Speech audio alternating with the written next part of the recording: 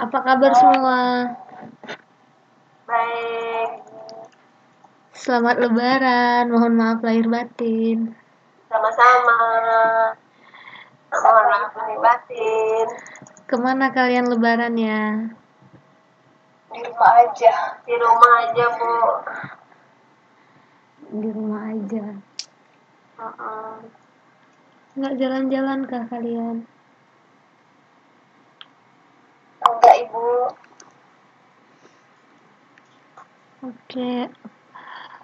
Udah masuk semua belum? Ini tinggal si Neneng Triani, terus si Ayub.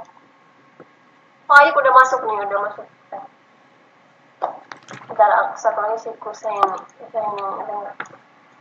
Kusaini, Kak. Taryuni. Oh iya, Taryuni, Neneng Triani, Kusaini. Si Neneng Triani katanya udah on, tapi kok linknya nggak ada nih. Tapi dia masih itu pasiennya.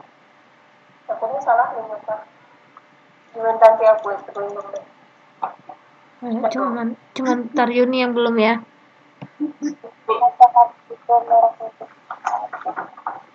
Oke, ini adalah pertemuan ke-10 dan ini adalah modul terakhir. Modul terakhir ya? Iya. Selamat kalian sudah mencapai modul terakhir. Gimana? Ada yang didapatkan? Alhamdulillah, Bu. Alhamdulillah. Berapa sih? Modul 9. Oke, ini adalah modul terakhir. Kita akan berbicara mengenai manajemen keuangan dan ini juga kelompok terakhir teman-teman kalian yang cantik dan ganteng. Kepada kelompok 7, apakah sudah siap untuk memulai presentasinya malam ini?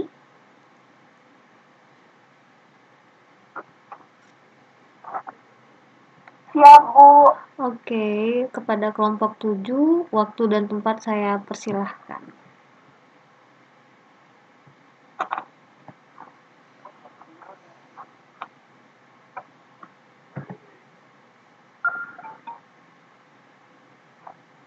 Ayo, Bang Jai. Bisa dimulai sekarang. Halo, suaraku ada nggak? Ada. Sinyalnya susah banget. Suaranya ada, mukanya nggak ada. Masa sih? Harus pakai video ya. Mukanya mana? Udah nyala loh. Enggak ada.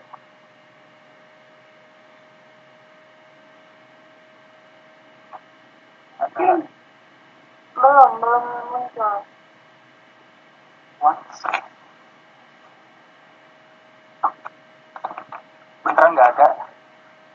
Beneran nggak ada.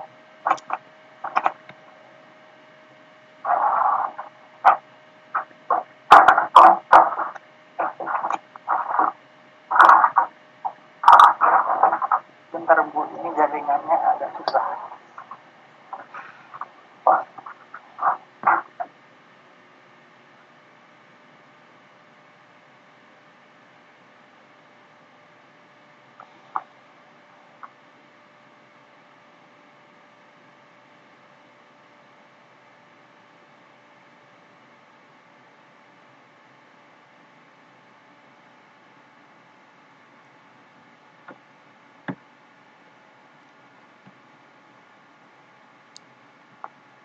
Halo.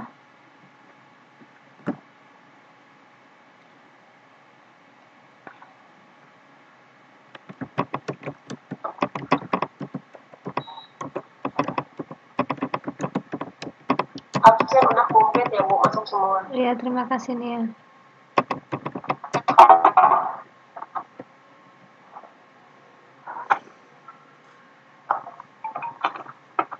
Sekarang jelas nggak? Belum kelihatan. Itu mukanya Kak Jay, mukanya nggak kelihatan.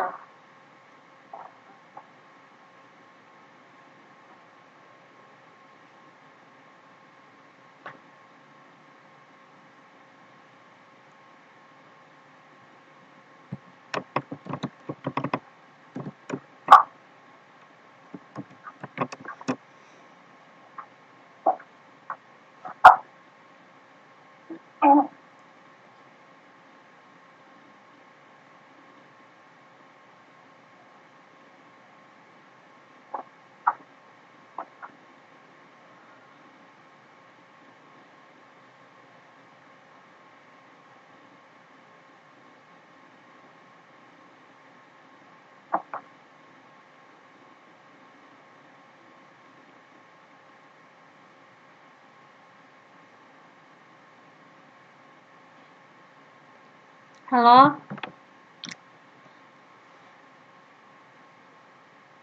Bentar si Jay-nya logout dulu katanya bukan masuk lagi Iya, boleh. jaringannya.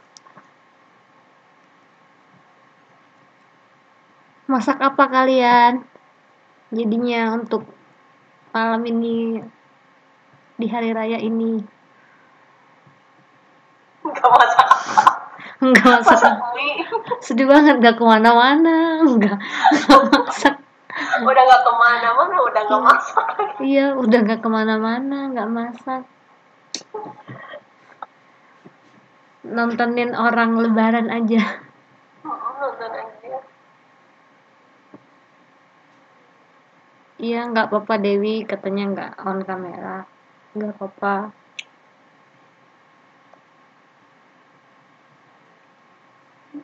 Berarti kalian gak libur ya kerjanya berarti ya? Iyalah ya, gak libur.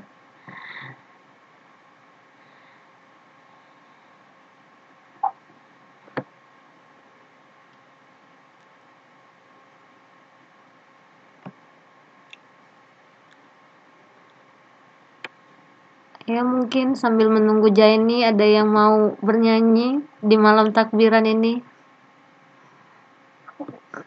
Menyumbangkan suaranya yang merdu. Aduh, setia Bu. Suaranya merdu. Ya Katia, kamu mau bernyanyi kah sambil menunggu Jaini kita sedang log out? Lewat dulu. Jadinya loading nih, katanya loading bentar. Loading.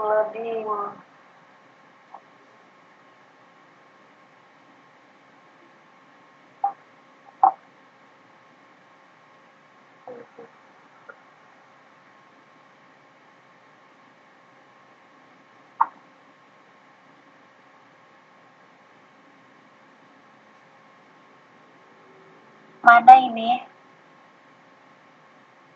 Bentar, lagi loading sih Jay-nya. Dia jaringannya nggak ini.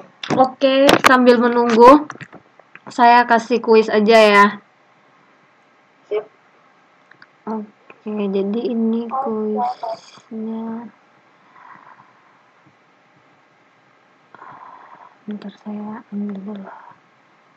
Oke.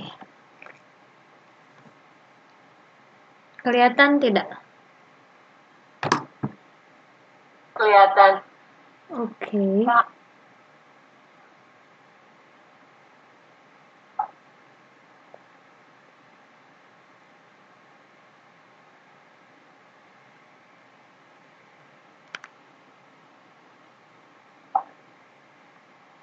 Muncul PT-nya, Bu. Nggak muncul ya? Nggak muncul Bu. Nggak muncul Bu di tempatku.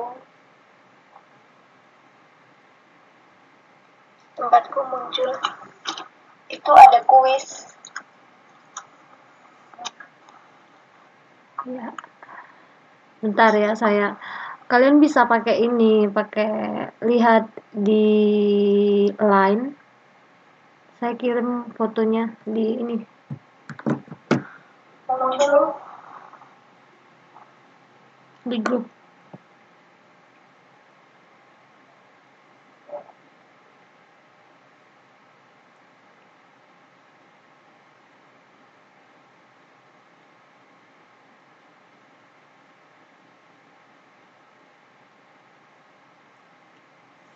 Mana nih masih 2 yang jawab.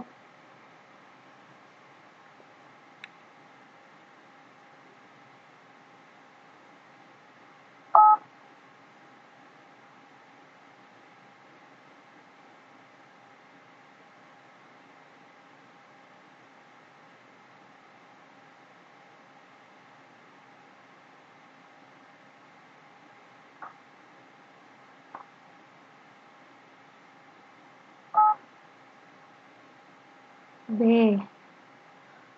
Saya Nah, PPT-nya di kok enggak kelihatan.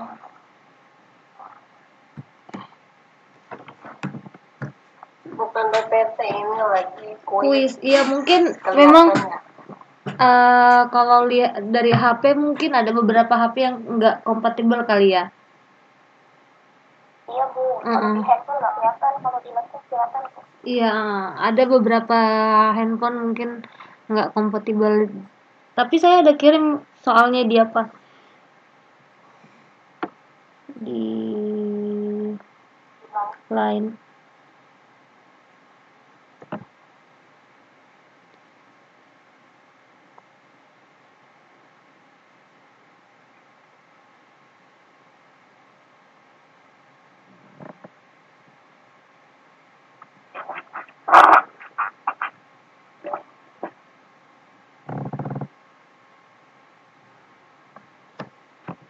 Oke.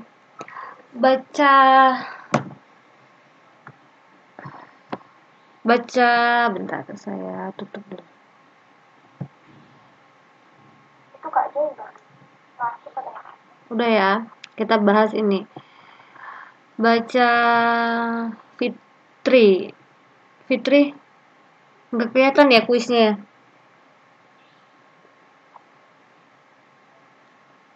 Oh, Fitri jawab kok. Fitri.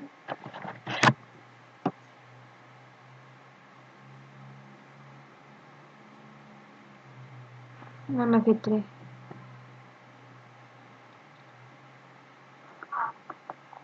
Halo Bu. Ya, Fitri baca sama jawab. Oh, bagusnya ya Bu. Iya, kuisnya. Sebulan dulu.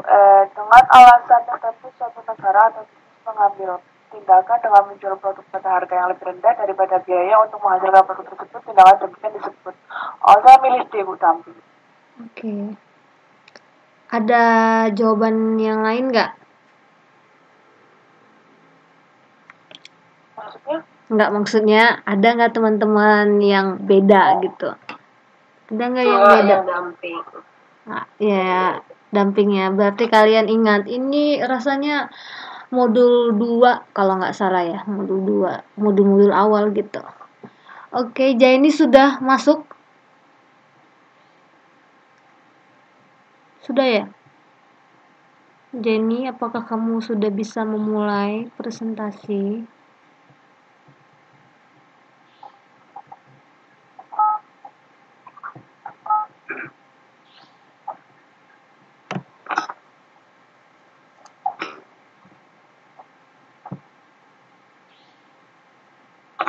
Halo Bu. Halo?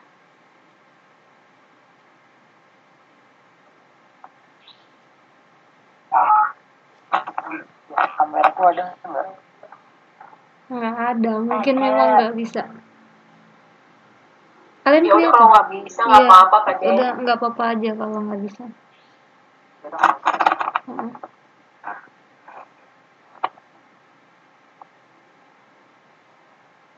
Ya, bisa dimulai.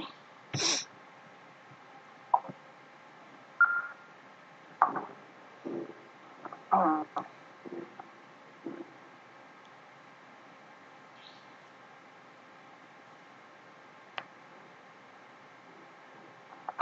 Assalamualaikum warahmatullahi wabarakatuh.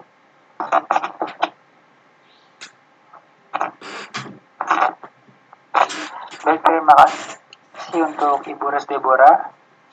Teman-teman, sebelum kita mulai presentasinya, harap mikrofon yang belum dimatikan terlebih dahulu.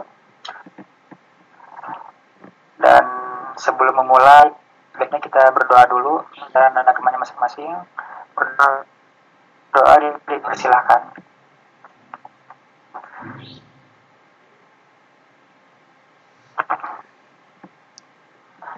Oke, baik.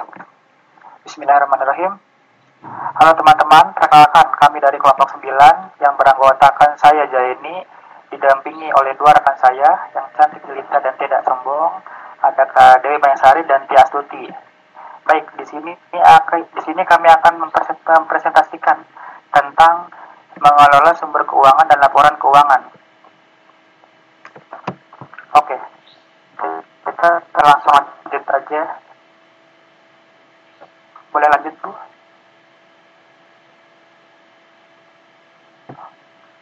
Manajemen keuangan. Peran keuangan dan manajer keuangan. Keuangan merupakan salah satu fungsi dalam berusaha memperoleh dana perusahaan dan mengelola dana tersebut di dalam perusahaan. Nah, kegiatannya tersendiri itu memiliki 3 hal. Yang pertama adalah menyiapkan anggaran, yang kedua menganalisis berjalannya aliran kas, dan yang ketiga adalah menyelenggarakan pembelanjaan dana untuk aset perusahaan seperti gedung, peralatan, dan mesin-mesin. Boleh dilanjut? Nah, manajemen keuangan sendiri adalah pekerjaan mengelola sumber dana perusahaan sehingga dapat mencapai tujuan dan sasaran perusahaan. Tanpa perencanaan keuangan yang baik, perusahaan hanya memiliki sedikit kesempatan untuk survive meskipun pemasaran dan produksinya atau operasionalnya baik. Nah, untuk manajemen keuangan itu meliputi 3 hal: perencanaan, penilaian, pengendalian. Perencanaan adalah bagian keuangan yang bertanggung jawab menyiapkan peramalan keuangan dan menganalisis keputusan investasi. Dan untuk penilaian, merupakan tanggung jawab dalam sebuah kegiatan keuangan, termasuk pengelolaan kas, pajak, dan hubungan dengan para pemegang saham. Dan pengendalian itu tugasnya melakukan pencatatan keuangan, menyiapkan laporan keuangan, dan melaksanakan audit internal. Lanjut.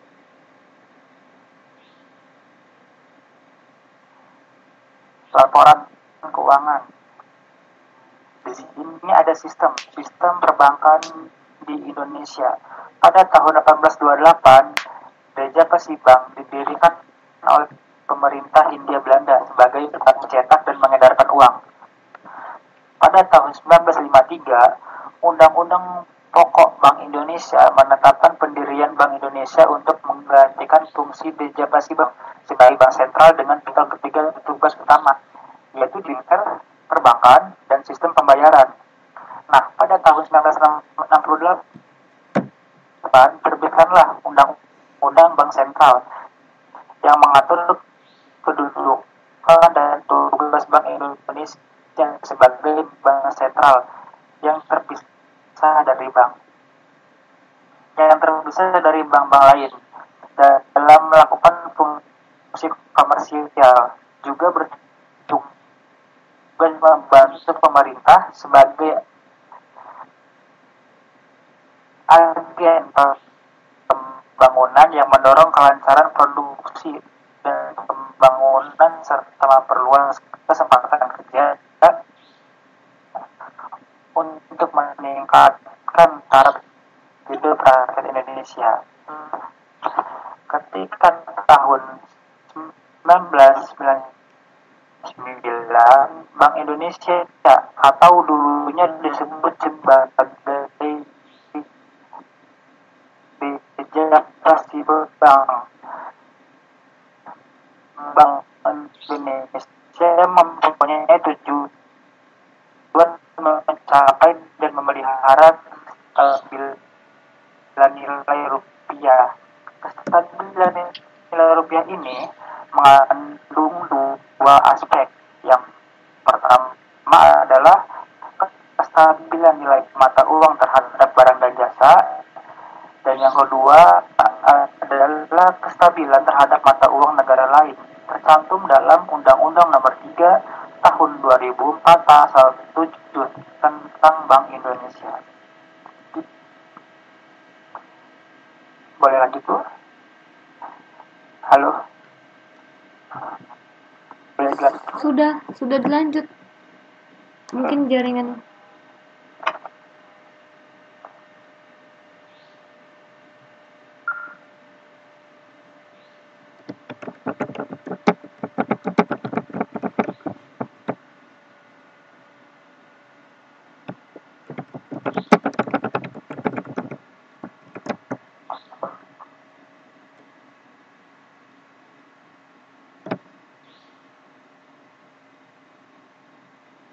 Punya Kak Jo error katanya Bu.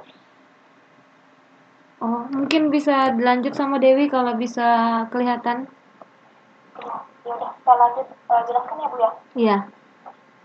Ya, di sini saya akan melanjutkan yaitu tugas manajer keuangan ya. Tugas utama manajer keuangan yaitu bertanggung jawab untuk membantu perencanaan bisnis dan pengambilan keputusan dengan memberi nasihat keuangan yang sesuai.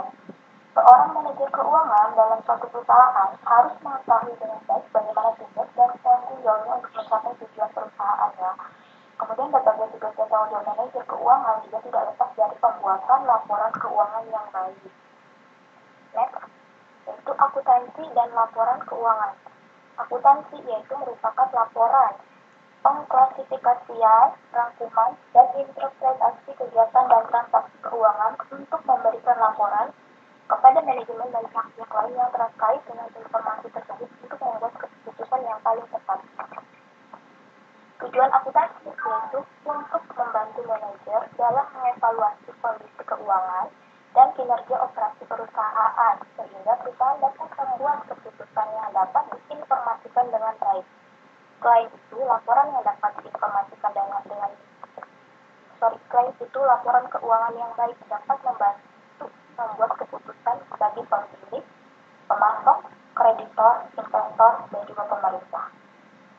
Next, laporan keuangan yaitu catatan informasi keuangan suatu perusahaan pada suatu periode akuntansi yang dapat digunakan untuk menggambarkan kinerja perusahaan tersebut. Laporan keuangan adalah bagian dari proses pelaporan keuangan.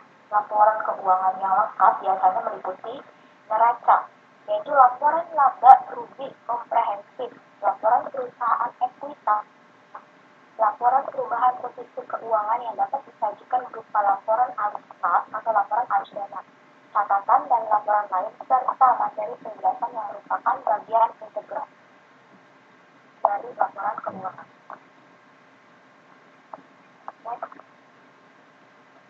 Suaranya kecil ya? Oke, baik, saya lanjutkan. Di sini kemudian dapat di tempat saya ya, uang dan lembaga keuangan. Ini saya di materi akan melanjutkan materi tentang uang dan lembaga keuangan. Suaranya gede nggak ya? Suaranya jelas Kak, dan bisa aja. Oh jelas ya. Oke. Ini ada fungsi dan karakteristik uang ya. Di sini menurut Evers dan Griffith tahun 2009, uang memiliki 3 fungsi. Yang pertama yaitu alat pertukaran yang sah. Yang kedua dapat menyimpan nilai. Yang ketiga dapat mengukur nilai barang dan juga jasa ya.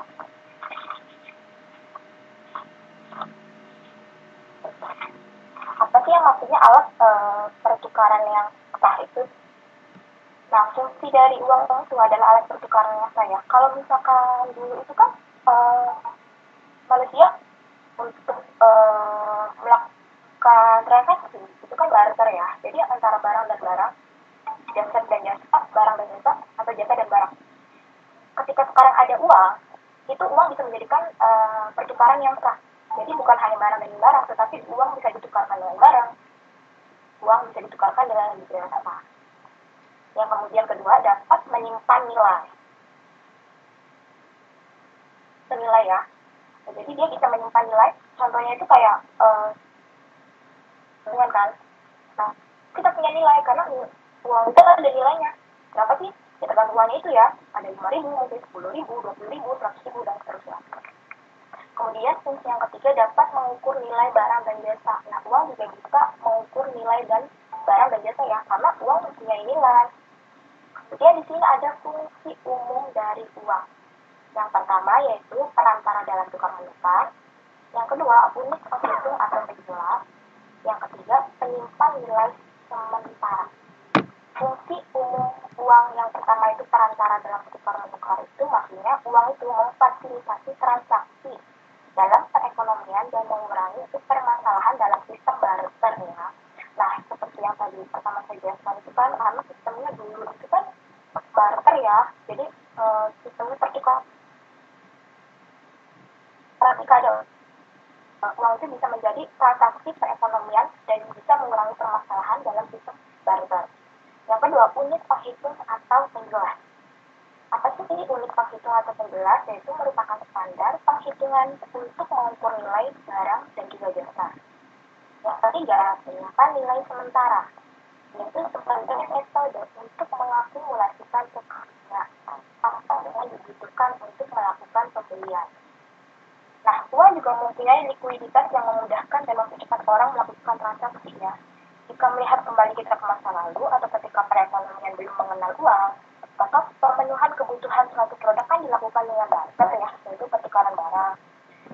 Uang memiliki nilai yang disepakati antara pembeli dan juga penjual. Apabila penawaran uang banyak atau jumlah uang beredar tinggi, maka nilai uang akan turun ya. Namun bila jumlah uang yang beredar sedikit, maka nilai uang akan naik. Kemudian juga ada yang namanya inflasi. Itu apa sih? Penawaran uang tinggi atau jumlah uang yang beredar di masyarakat besar, maka permintaan akan produk atau layanan akan meningkat karena orang cenderung akan membelanjakan uangnya tersebut. Nah, jika keadaan sebaliknya maka dinamakan deflasi. Inilah alasan mengapa penawaran uang harus dikendalikan dengan baik agar tidak terjadi inflasi dan juga deflasi. Kemudian next book ini ada karakteristik uang ya, yaitu ada 5 macam karakteristik uang. Yang pertama portability, yang kedua divisibility, yang ketiga durability, yang keempat stability, yang kelima difficulty in counterfeiting. Yang pertama portability apa sih? Yaitu kemudahan untuk dibawa kemanapun ya, karena uang kan bentuknya fleksibel ya, ada uang koin kecil tuh, kemudian uang kertas kan bisa dilipat, jadi kemudahan untuk bisa dibawa kemanapun. Yang kemudian divisibility, kemudahan untuk dipecah menjadi lebih kecil nilainya. Yang ketiga durability, kemampuan untuk berkurang ataupun bertambah nilainya. Jika uang tidak ditambahkan nilainya, maka dia akan bertambah. Tapi jika kita belanjakan atau kita melakukan transaksi, maka nilainya juga akan berkurang. Stability, kemampuan untuk stabil dan dapat diprediksi dengan baik. Difficulty in counterfeiting, uang sulit ditiru dan selalu dijaga agar tidak terjadi pemalsuan uang. Jadi uang itu tidak bisa kenapa uang bahan untuk membuat uang itu susah ya. Maksudnya bukan kertas sembarangan atau bukan bahan-bahan yang ditemukan sembarangan, karena uang harus mempunyai karakteristik tersebut yang uang yang sulit untuk ditiru ya. Kemudian ada 2 jenis uang di sini, yaitu uang kartal dan juga uang lira. Yaitu uang kartal apa sih? Uang yang dapat dibelanjakan secara tunai. Ya, paham ya, maksudnya ya uang cash gitu ya, ada fisiknya. Jadi uang tersebut bisa langsung dibelanjakan jika kita misalkan ingin membeli suatu barang. Kemudian yang kedua yaitu uang lira, yaitu tidak langsung dapat dibelanjakan, artinya dikaitkan terlebih dahulu. Contohnya itu ini cek ya. Jadi ketika kita ingin ke pasar, atau kita ingin ke mana supermarket gitu kan, ingin membeli barang, kita tidak bisa langsung menggunakan cek. Jadi kita harus cairkan ke bank terlebih dahulu, baru bisa melakukan transaksi. Next.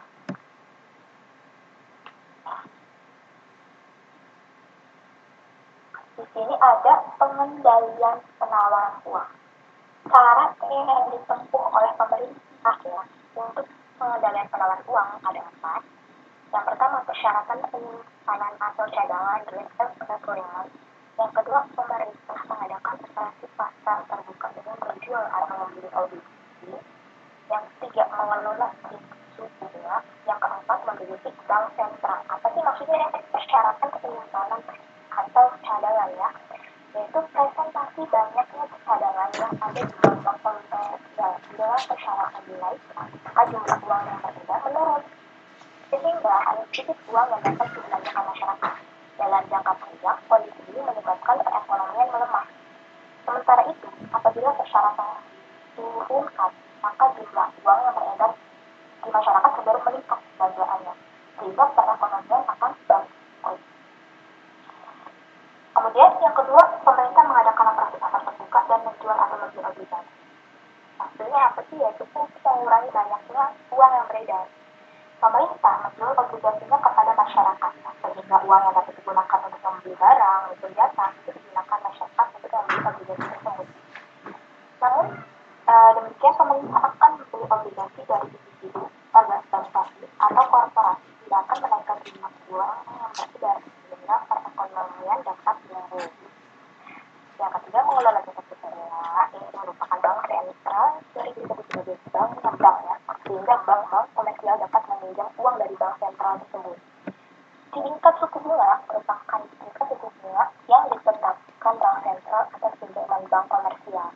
Tingkat suku bunga yang tinggi akan mendorong bank komersial mengurangi pinjamannya, sehingga hanya sedikit uang yang dapat dipinjam. Kemudian sehingga perekonomian menurun dalam jangka panjang, karena apabila bunganya rendah, maka bank komersial akan meningkatkan pinjamannya, sehingga lebih banyak uang yang dapat dibelanjakan dan perekonomian akan meningkat dalam jangka panjang.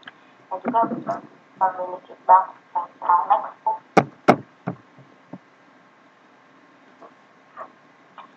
ini uang dan lembaga keuangan.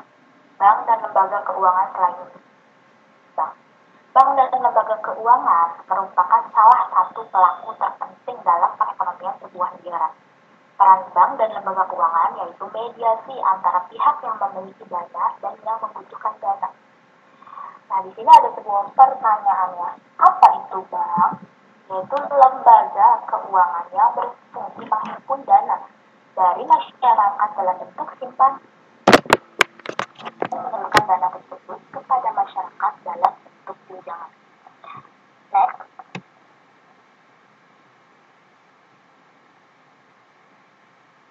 Sumber dana bank. Nah, ada 3 nih sumber dana bank. Yang pertama itu yaitu modal sendiri kan. Kemudian yang kedua pinjaman dari pihak luar, dan yang ketiga dana pinjaman dari masyarakat. Kemudian di sini juga ada 3 pengertian tabungan, deposito, dan juga giro. Apa sih tabungan itu? Tabungan merupakan simpanan masyarakat dengan berbagai syarat dan ketentuan yang dapat diambil sewaktu-waktu oleh penabungan. Sehingga jika kita memerlukan, jika kita punya tabungan, kita memerlukan dan waktunya itu misalkan tidak tentu ya, mendadak kita bisa ambil, dibutuhkan itu kita bisa ambil.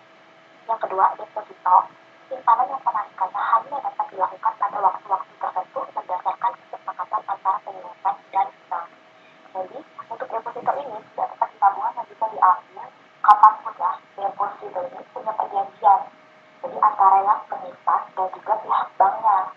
Biasanya kan ada yang per berapa bulan atau per berapa tahun seperti itu kan. Jadi jika kita butuh mendadak, itu kita tidak bisa ambil jika belum mencapai waktu yang sudah ditentukan. Nah, kemudian ada giro.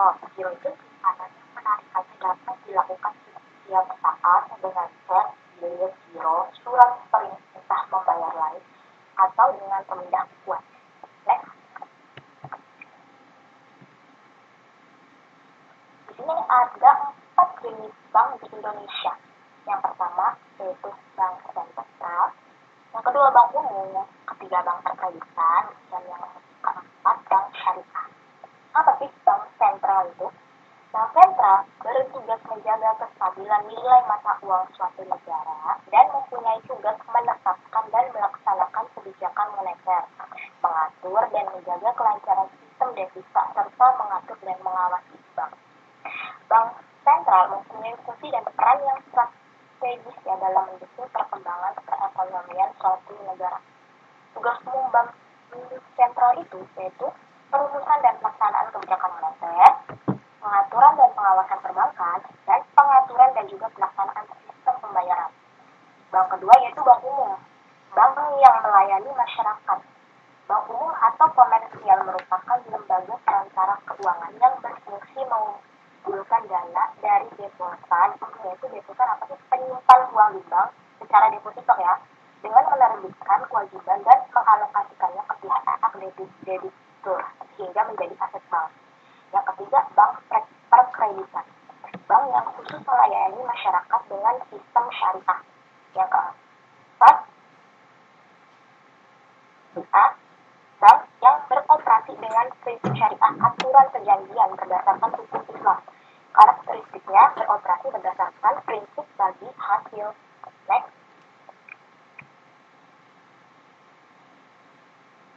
Di sini saya menjelaskan atau mendeskripsikan perbedaan perum pegadaian dan bank. Pegadaian itu proses peminjaman dapat selesai ya dalam waktu hanya sehari. Sedangkan bank itu proses peminjaman dana tidak selesai dalam sehari karena lebih banyak persyaratannya, lebih rumit lah seperti itu. Kemudian forum pegadaian melayani dalam jumlah yang kecil ya, sedangkan bank itu tidak melayani dalam jumlah yang kecil, bank hanya melayani dalam jumlah yang besar. Kemudian forum pegadaian itu tidak mempersoalkan peruntukan dana, sedangkan bank itu mempersoalkan peruntukan dana. Jadi dana yang dipinjam itu untuk apa digunakan untuk apa seperti itu, sedangkan forum pegadaian tidak ya. Kemudian forum pegadaian menguasai secara khusus agunan yang pada umumnya hanya merupakan harta bergerak, sedangkan bank hanya menguasai bukti kepemilikan yang pada umumnya merupakan harta bergerak dan tak bergerak. Forum pegadaian juga jaminan pinjamannya sebesar 80% sampai 90% dan taksiran agunan. Kemudian bank sendiri jaminan pinjamannya sebesar 150% dari jumlah pinjaman, lebih besar ya. Kemudian forum pegadaian itu melelang agunan nasabah yang tidak dapat melunasi pinjaman pada saat jatuh tempo. Sedangkan bank eksekusi terhadap agunan peminjam yang tidak dapat membayar utangnya itu memerlukan proses yang sangat lama ya. Seperti itu perbedaan forum pegadaian dan juga bank. Next, selanjutnya dilanjutkan oleh saudara Tia Astuti. Kak Tia Astuti, silakan waktu dan tempatnya.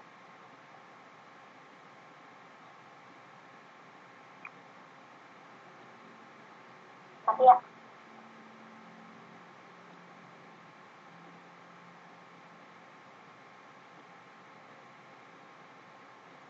Halo.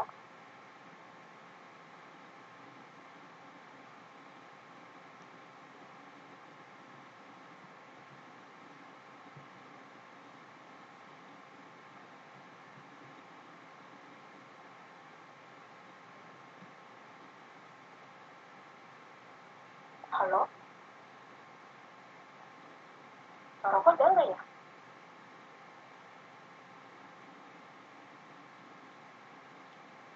Halo. Halo. Suaraku ada kecil Suaranya Kak. Volume udah full lah. Udah. Kirim aja.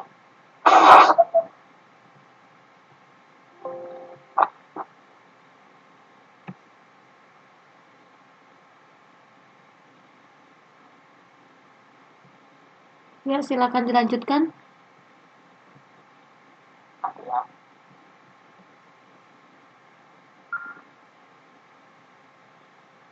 Bentar gangguan katanya. Gangguan saya.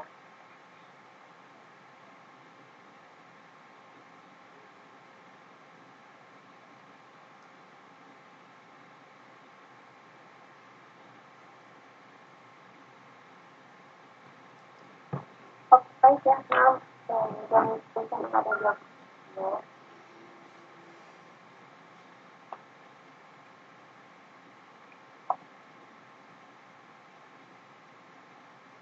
Assalamualaikum warahmatullahi wabarakatuh. Saya akan melanjutkan materi selanjutnya. Ini suaraku ada nggak? Ada.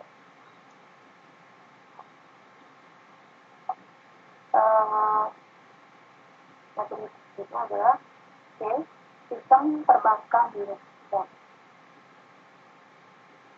Sejak tahun Indonesia menerapkan kerangka kebijakan moneter targeting funding flow dengan mengambil sistem edukator yang mengambang reporting. Bank Indonesia dapat melakukan cara-cara pengendalian moneter berdasarkan prinsip syariah.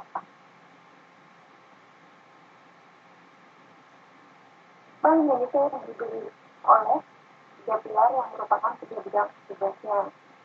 Tugas ini adalah yang pertama, menetapkan dan melaksanakan dan mengatur sistem pembayaran. Yang kedua, menjaga kelancaran sistem pembayaran. Serta yang ketiga, mengatur mengawasi sistem perbankan di Indonesia. Regulasi ketiga tersebut mengaruhi stabilan rupiah. Nomor 23 tahun 1999 memberikan status dan kedudukan Bank Indonesia sebagai satu lembaga negara independen dalam melaksanakan tugas yang mewenangnya, bebas dari campur tangan pemerintah atau kecuali untuk hal-hal yang secara tegas diatur dalam undang-undang. Dalam pelaksanaan tugasnya, Bank Indonesia mempunyai hubungan kerja dan koordinasi baik dengan DPR, BPK, pemerintah, dan pihak lain. Dalam hubungannya dengan BPK, BI wajib menyampaikan laporan keuangan tahunan ke BPK. Dalam hal tabungan keuangan dengan pemerintah, Bank Indonesia membantu menerbitkan dan menempatkan surat-surat utang negara APBN tanpa diperbolehkan memberi sendiri surat-surat utang negara tersebut. Ya.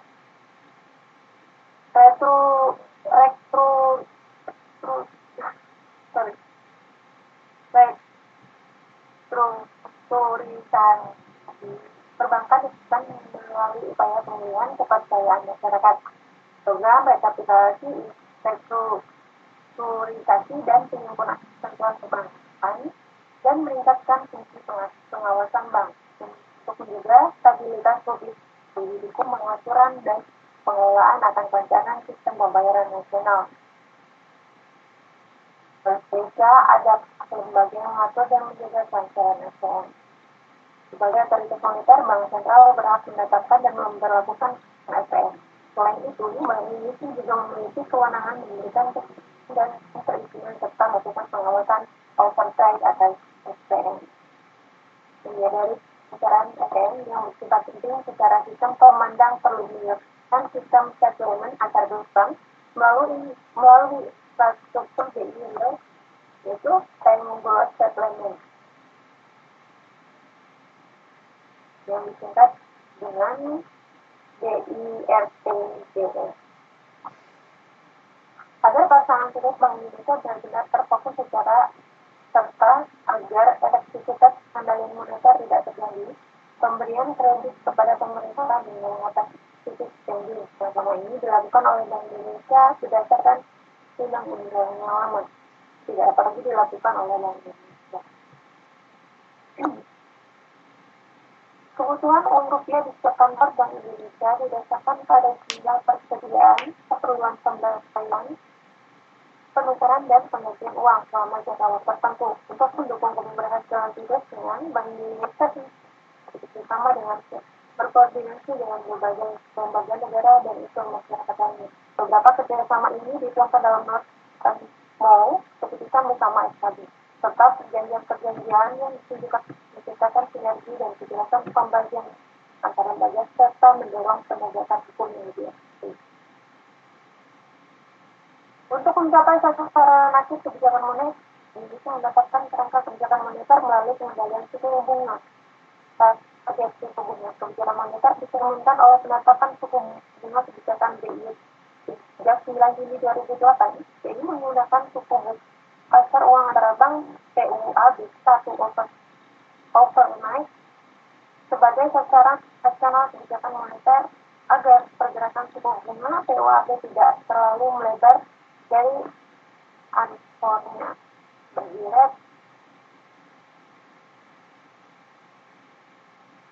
Operasi moneter adalah pelaksanaan kebijakan moneter oleh Bank Indonesia dalam rangka pengendalian moneter melalui operasi pasar terbuka dan stabilitas. Operasi pasar terbuka selanjutnya disebut OPC merupakan dan transaksi pasar uang dilakukan atas inisiatif Bank Indonesia dalam rangka mengurangi smoothing volatility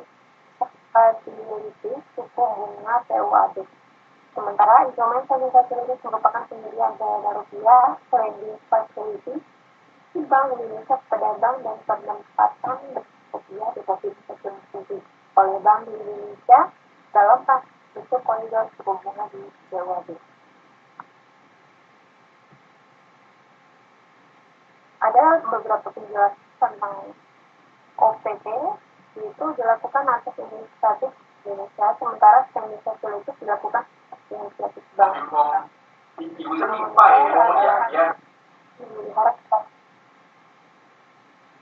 Nilai rupiah yang pastinya tercermin dari tingkat inflasi yang rendah dan stabil. Ada pula penjelasan BI Rate. BI Rate adalah suku bunga kebijakan yang mencerminkan sikap kebijakan moneter yang ditetapkan oleh Bank Indonesia dan diumumkan kepada publik. Prinsip keuangan Indonesia terbagi atas 3 sistem. Yang pertama sistem moneter, yang kedua sistem perbankan, dan yang ketiga sistem lembaga keuangan non-bank.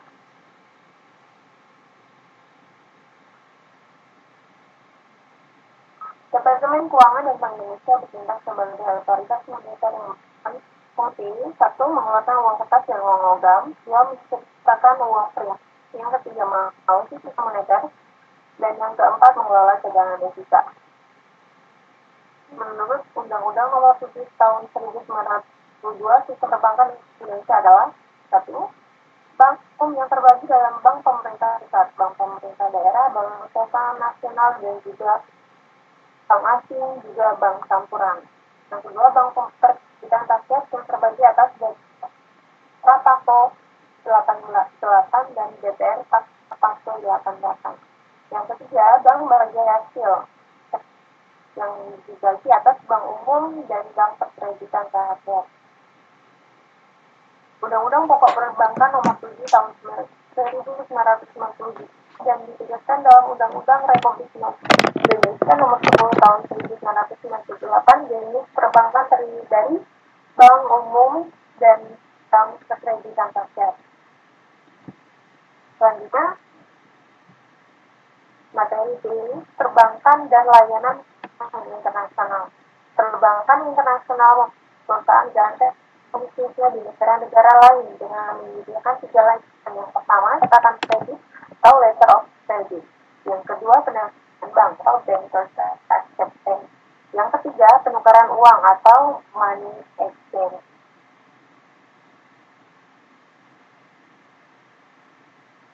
Selanjutnya ada pemahaman tentang obligasi asing, yaitu instrumen utang yang bersifat nasional yang dijual perusahaan suatu negara ke investor negara lain dengan mata uang yang dibutuhkan. Ada pula pengertian dari euro currency, yaitu simpanan dalam mata uang suatu di luar wilayah negaranya. Contohnya adalah euro. Euro yaitu simpanan dolar di luar wilayah Amerika, baik di bank asing maupun di cabang bank Amerika di luar wilayah Amerika. Selanjutnya, International Monetary Fund (IMF) dibangun untuk membantu memperhalus aliran dana antar negara. Hal itu membutuhkan kerelaan anggota untuk meminjamkan dananya secara bebas pada negara lain. Tujuan IMF adalah mempertahankan sistem moneter global dapat berjalan dengan baik di negara-negara lain. Selain itu, IMF bertujuan menyediakan pinjaman jangka pendek bagi para anggota dan mendorong anggota untuk bekerja dalam permasalahan moneter internasional, serta mendorong pengembangan sistem pembayaran internasional, Robert dan Jason tahun 2002. Oke, baik.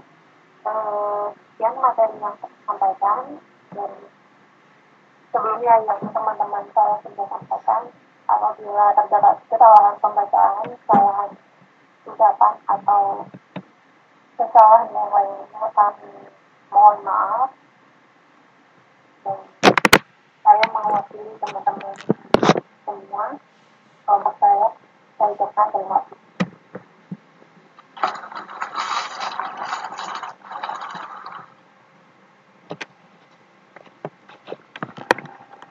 Oke, terima kasih kelompok 7 atas presentasinya. PPT-nya menarik sekali. Ada yang mau ditanyakan? Jadi ini cerita tentang manajemen keuangan. Menurut saya materinya sih padat banget. Ada cerita tentang Bank Indonesia, Bank Umum, komersil, syariah, semua lengkap sih di sini. Ada yang mungkin pengen tahu lebih lagi gitu karena ini materinya padat sekali sih kalau menurut saya.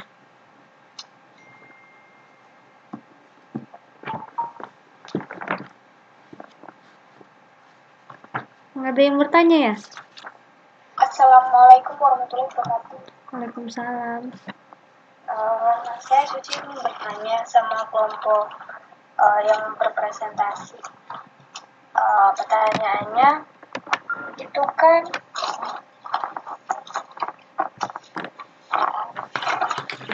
untuk asuransi itu kan ada macam-macam yang bisa diasuransikan seperti asuransi jiwa sama asuransi non jiwa. Nah, kalau untuk asuransi non jiwa itu kan seperti kayak benda-benda harta benda gitu ya kan. Nah, pertanyaannya itu benda-benda seperti apa sih yang bisa diasuransikan? Apakah semua harta benda kita itu bisa dimasukkan asuransi?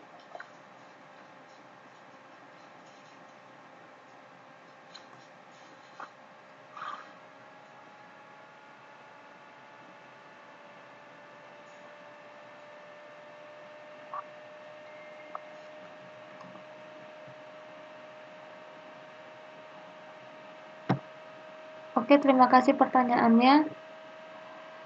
Ini udah ada yang jawab. Mungkin kelompok 7 ada mau ditambahin?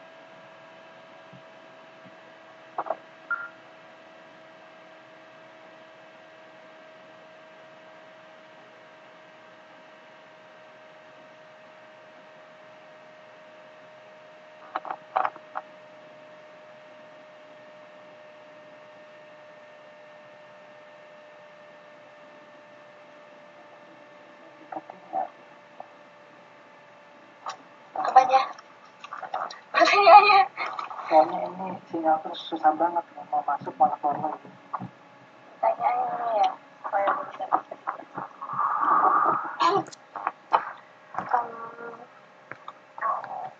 intinya itu benda-benda seperti apa atau ciri-ciri benda yang bisa diasuransikan gitu.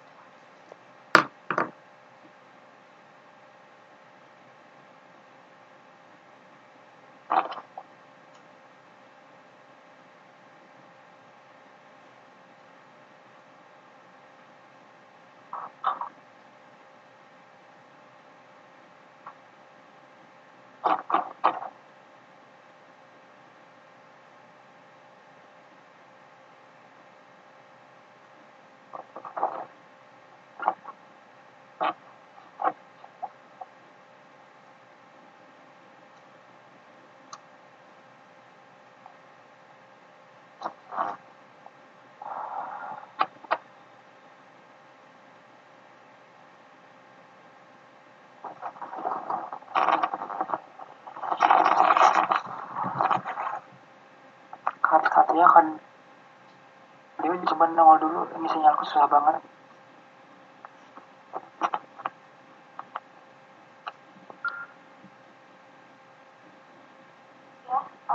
Saya dimaafkan. Mencoba baca pertanyaan tadi. Ciri-ciri harta benda seperti apa yang bisa diasuransikan dan juga apa saja itu benda ya atau harta benda yang bisa diasuransikan seperti yang Kak Nia jawab itu tahu saya juga yang sering saya lihat, yang sering saya tonton ya. Karena jujur saja saya sendiri tidak punya asuransi harta benda. Itu biasanya rumah sama mobil ya. Jadi ciri-cirinya itu seperti apa? Yaitu tentu saja yang bersisik, ada sisiknya. Jadi itu ketika kita mengasuransikan sesuatu satu harta benda, itu kan apa ya, kita itu sudah berpikir matang-matang begitu jauh-jauh ya. Kenapa sih kita ingin mengasuransikan harta benda tersebut? Pastinya kan karena mungkin nilainya besar. Jadi ketika ada sesuatu terjadi kepada harta atau benda yang kita miliki itu, kita bisa mendapatkan uang ganti rugi dari asuransi tersebut ya. Contohnya misalkan kayak mobil kan, misalkan terjadi apa-apa nih sama mobil kita, nah kita bisa asuransikan. Jadi ketika mobil kita ditabrak orang atau mobil kita nabrak sesuatu, itu kita bisa mengklaim asuransi dan kita bisa mendapatkan uang ganti rugi seperti itu. Itu yang saya tahu tentang asuransi harta benda ya. Mungkin ada tambahan lagi dari yang lain, dari kelompok saya atau mungkin dari teman-teman yang bukan dari kelompok kalian juga, atau mungkin Kak Suci masih ada yang kurang ini, maksudnya ada yang ingin ditanyakan lebih detail lagi tentang pertanyaan Kak Suci yang pertama. Enggak sih, aku cuma nanya itu aja, kayak masalah yaitu benda-benda seperti apa, kayak ciri-cirinya tuh yang bisa diasuransiin, apakah semua harta benda kita itu bisa gitu. Oh, seperti itu. Ya. Kalau misalkan dilihat apa punya karakteristik tertentu, apa yang punya nilai aja atau yang kayak gimana gitu. Maaf saya tambahinnya sebentar. Itu ada nilainya tinggi Kak Suci. Jadi kalau seperti mobil kan itu nilainya sangat besar sekali ya, nilai mahal gitu ya. Jadi kalau misalkan kita diasuransikan itu, jadi kerugiannya nggak signifikan sekali, maksudnya nggak terlalu rugi kalau misalkan ada kecelakaan, karena ada nanti asuransi pengganti asuransi seperti itu.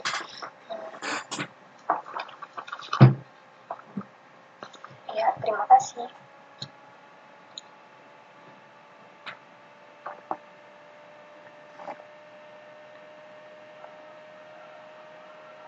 Selamat malam semuanya.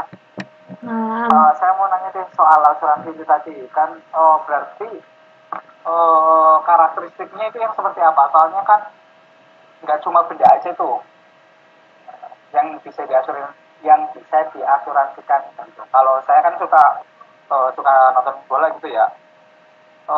Ada tuh Cristiano Ronaldo tuh, dia juga mengasuransikan kakinya itu sampai berapa juta US dollar lah.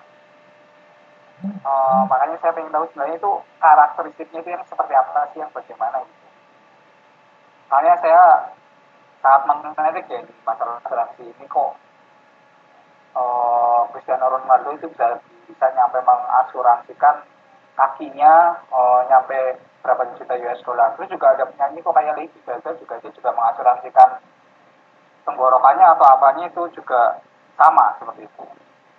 Terima kasih. Coba untuk kelompok berapa ini mungkin lebih spesifik lagi itu bagaimana sifat-sifatnya mungkin, atau mungkin karakteristiknya yang lebih spesifik lagi. Terima kasih. Oke. Tadi siapa? Pak apa ya yang bertanya? Latifeh. Oke, Pak Latif. Untuk Pak Latif ya, itu kan karakteristik asuransi. Apa sih karakteristik asuransi? Contohnya seperti tadi Pak Latif bilang kan ada Cristiano Ronaldo yang mengasuransikan kakinya ya. Nah, untuk asuransi sendiri itu kan banyak karakteristiknya ya, maksudnya banyak hal-hal yang harus dipenuhi. Apa sih karakteristik yang bisa kita ketika kita ingin mengasuransikan sesuatu itu apa saja seperti itu kan. Di sini saya mengetahui ada 6 karakteristik ya, yang itu disebut sebagai insurable risk, yaitu akibat dari resiko tersebut harus dapat dinilai atau diukur dengan uang atau bersifat finansial, implicit. Jadi ketika Ronaldo itu kakinya diasuransikan, kenapa? Karena dia adalah seorang pemain bola, ya kan? Dan dia merasa kakinya itu lebih berharga dibandingkan dengan anggota tubuh lainnya. Contohnya pemain piano, apa yang dari bagian tubuh mana sih yang paling penting menurut dia? Tentu saja jari-jarinya, tangannya. Ketika seorang pemain piano kasarnya dia lumpuh, kakinya tidak mempunyai kaki, tetapi yang bagian penting milik dia adalah tangan. Ketika dia masih mempunyai tangan dia masih bergerak dan masih sehat, bagi dia tidak masalah. Mungkin dia juga akan mengasuransikan kedua tangannya. Contohnya seperti Ronaldo juga, dia mengasuransikan kakinya karena dia adalah seorang pemain bola. Kemudian yang kedua, resiko yang homogen harus terdapat dalam jumlah yang banyak, the law of the large number.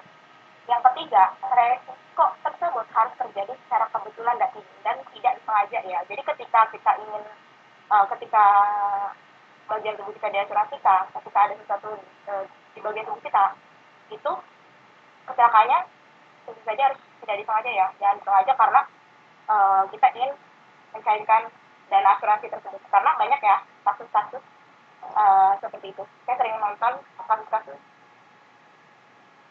mereka ingin ketika mereka mengasuransikan sesuatu, ketika mereka butuh uang, mereka melakukan sesuatu yang ya di luar nalar seperti itu. Kemudian apabila resiko tersebut terjadi, tertanggung akan menderita kerugian. Artinya tertanggung memiliki sebuah insurable interest yang dapat dipertanggungkannya. Kemudian resiko tersebut tidak bertentangan dengan kepentingan umum ataupun yang berlaku, misalnya narkoba. Lalu pembebanan premi harus sesuai dengan tingkat resiko yang dihadapi. Nah, seperti yang saya rangkum di sini dan saya tangkap di materi yang saya baca, berarti untuk kasusnya Ronaldo itu bukan harta benda sih, lebih tepatnya sesuatu yang penting, yang mahal bagi dia adalah kaki dia. Maka dari itu dia mengasuransikan kakinya karena dia adalah seorang pemain bola seperti itu. Jadi asuransi itu bisa dilakukan ketika sesuatu itu bernilai, ada nilainya. Itu sih yang bisa saya jawab ya.